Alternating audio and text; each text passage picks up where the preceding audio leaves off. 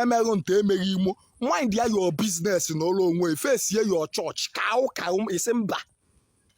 isi mba and another thing nchọkwa ikwu Akwa Okuko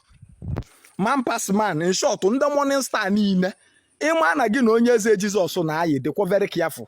because ọ bụ na mbụ ajọ mmadụ aka m ịkọlụ ụwa ife ịkọlụ maka akwa kpata adịrọ m otu a I'm not abụrọ m ile kpakpa ka gị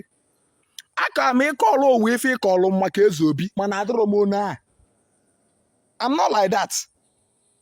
mụ na mmadụ kwuba okwu sie mpụta echelụ m mụ na mmadụ kwuba okwu sie mpụta nlik bie I'm not like that mee m eme abụrọ m nwaanyị nọ mụ na gị ka okwu dịlụ mụ na gị so ndị ikwusi gị biko nụ akwa ma ife ị na-agwa OnyeEze Jesus ịkpọọ ya na fonu ma ife ị na-ekwu kọsụ mmepe ọnụ kọrụ na ife dismanụ kọ n'isi ụnụ ọ bụzi ngwazi ahụ nke ma mpasmanụ ịgba n'aka ọ bụ na mma na dismanụ dị otu I would have record everything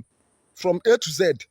ka ụnụ nụjuo ntị though na I will still tell mpasmanụ mana ọ bụrụ ife m na-ekwuba online m na-ejekwuye face to face nọdị ya na ka ọma ụdị mmadụ ya na ya na-eme ka ofu onye ọ ji echere ego na child dedication na ọhụ mmadụ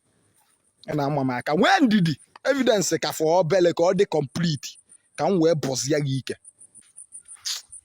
just the play ka ya eje zone 20 kwesịrị na iji kọntaktị ndị polisi ngwa jisi ike aya ị na-akọtị ọkwa ọ gaghị when I'm done with you gị na aya asịghazịa when I'm done with you gị na aya asị ya aya ị na-akọtị ọkwa ọ gaghị your godfather ka ị na-akọtị chena print goes statement of account ọ na-abịa ka ikwuo ife ị na-emela aya transfer ego fifo ị na-aka ụka ma niile eje na nke Dibia ekpe ile ọma